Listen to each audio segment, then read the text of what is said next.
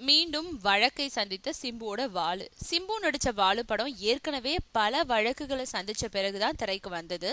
அதையடுத்து இப்போ அந்த படத்தை தெலுங்குல ஷார்ப்ன்ற பெயர்ல வெளியிடும் டப்பிங் வேலைகள் சென்னையில உள்ள 4 ஃப்ரேம் தியேட்டர்ல நடந்துகிட்டு இருக்கு.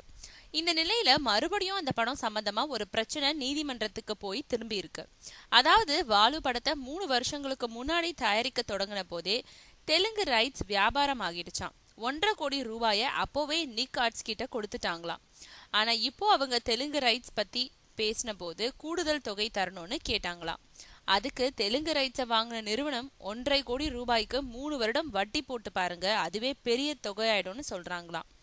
இதை அடுத்து பிரச்சனை பெருசாயிடுச்சான். நிக் ஆர்ட்ஸ் வாலு படத்தோட தெலுங்கு ரைட்ஸ்க்காக அக்ரிமெண்ட் போட்டு கொடுத்த விவரங்கள் அனைத்தும் கோர்ட்ல தாக்கல் செய்யப்பட்டதாம்.